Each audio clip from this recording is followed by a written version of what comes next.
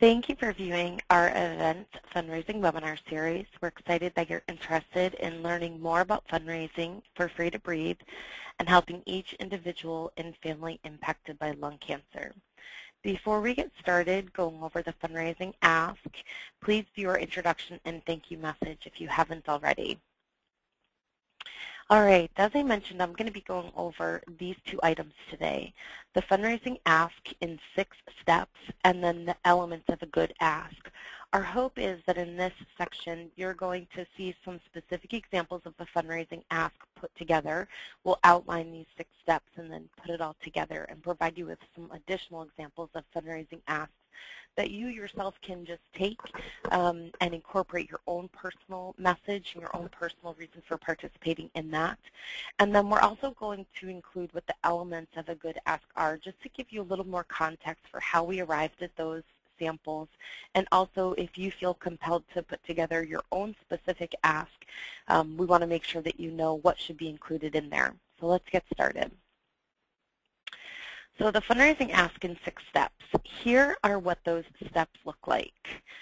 Share what you are doing about it again. Thank the donor for last year's donation. Identify the need you are continuing to address. Explain why it is still important.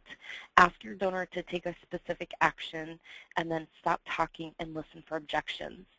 So these fundraising asks, as you can see by words like again and continuing and still, this is designed for someone who has participated in the event before, or for people who are going back to donors who they have asked for donations from previously, maybe for this event, maybe for another. But the idea is that we want to provide you with some specific tools and language that help you address this idea of going back to people who you have approached donations from in the past.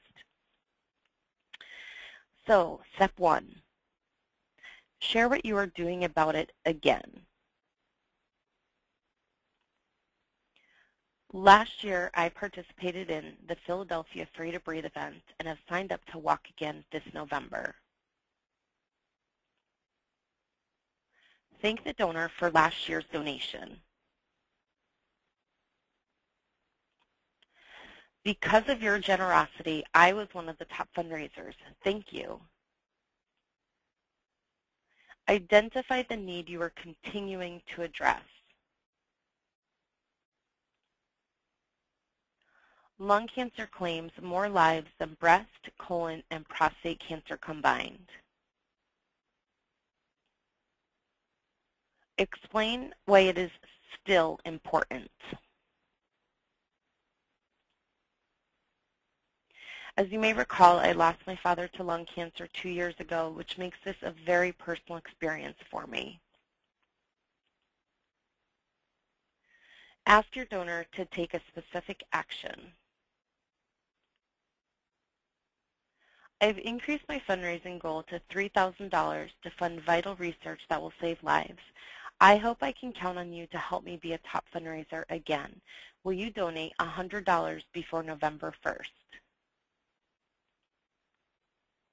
And then stop talking and listen for objections.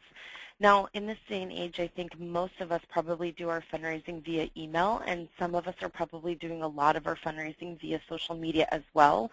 So this won't necessarily apply in all situations, but the idea here is that you're not talking yourself out of a donation.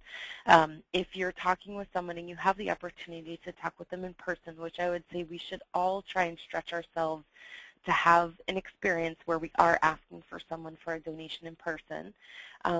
You just want to make sure that after you ask that question, you stop talking and you give the donor the opportunity to ask any questions so that you can address them.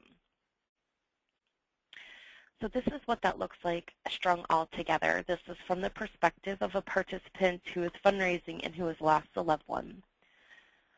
Last year, I participated in the Philadelphia Free to Breathe event and have signed up to walk again this November. Because of your generosity, I was one of the top fundraisers. Thank you. Lung cancer claims more lives than breast, colon, and prostate cancer combined. As you may recall, I lost my father to lung cancer 2 years ago, which makes this a very personal experience for me. I've increased my fundraising goal to $3,000 to fund vital research that will save lives.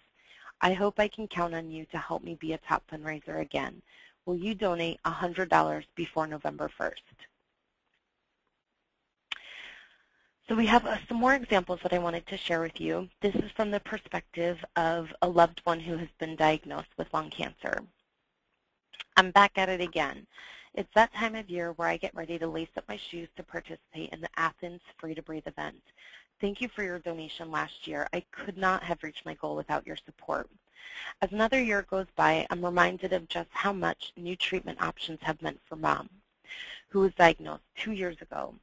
This disease impacts us every day in every way imaginable. I'm dedicated to doing what I can to help other families like mine share more time together. I'm hoping to raise more money this year than ever before. Will you help by giving a gift of $100 today? And then this is an example of an ask from the perspective of being on a team. I'm participating in and fundraising for the Athens Free to Breathe event on November 16th for the 3rd year in a row. Thank you for your continued support of my participation with Team Molly. 1 in 14 people are diagnosed with lung cancer. Having been personally impacted by lung cancer, I want to raise money for central treatment and research and patient programs. Will you make a $50 donation today? Also, let me know if you're interested in learning more about the event. We'd love to have you join our team. And then this is the ask from the perspective of a lung cancer survivor. To celebrate another year of being a lung cancer survivor, I'm getting ready to participate in and fundraise for the Athens Free to Breathe event again. Thank you for last year's donation. As a lung cancer survivor, I know how critical research is to furthering treatment advances. Research for this disease is severely underfunded, but I'm doing my part to ensure there are more lung cancer survivors. Will you help by giving a gift of $100 today? So those are the examples of the asks that we have come up with using those 6 steps. And then I want to break down what the elements of a good ask are so that you feel comfortable coming up with your own. First and foremost, it has a question mark. There is a question that you are asking. There's an opportunity for a donor to say yes or no.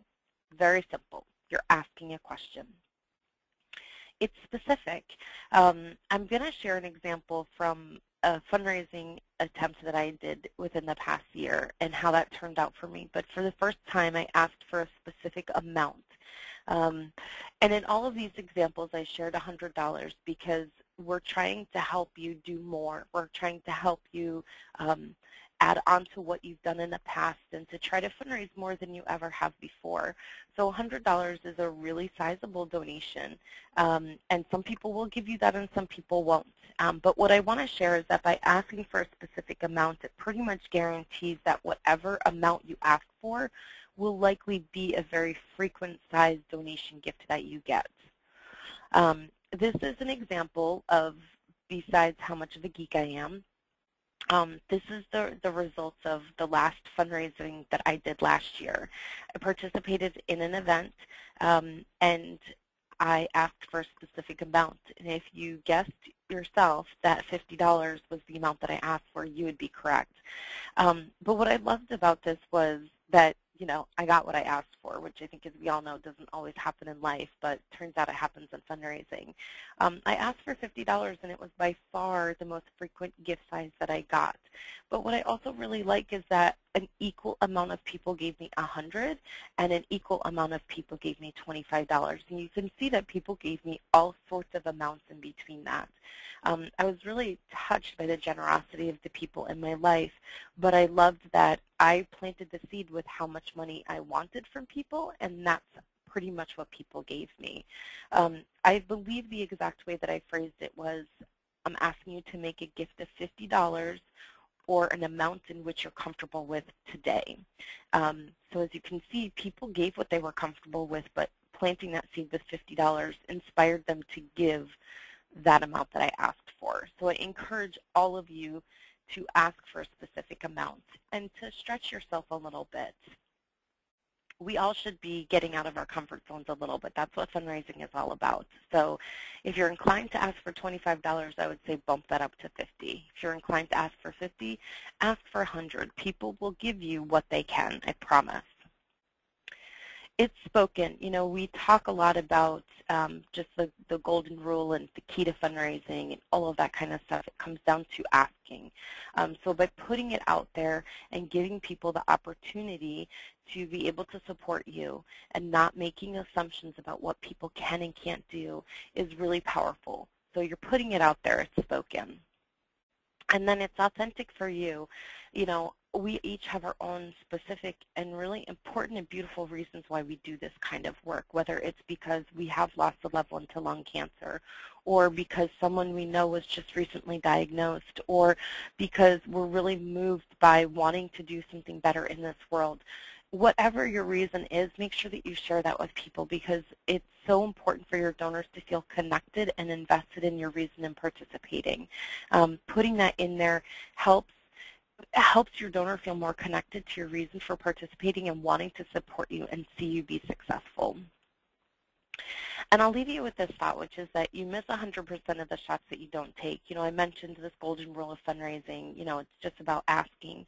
I encourage all of you to take as many shots as you can. You know, every single time you ask someone, you are doing something so important to help us reach our vision of doubling lung cancer survival by 2022. So do everything that you can. Ask as many people as you can. And just go for it. I promise you'll be surprised and delighted by the support that you get. I hope that this has given you some really specific examples of ways in which you can ask for money. I mean, that certainly is our intention, to be able to provide you with something that you can just turn around and start using for your own fundraising efforts. But I hope for some of you that we've also inspired you to come up with your own fundraising ask. And feel free to share that with our event staff. We'd love to hear what you come up with personally. Thank you for your time and for all of the energy that you'll be putting into fundraising for Free to Breathe. And thank you for helping to turn the vision of doubling lung cancer survival into a reality.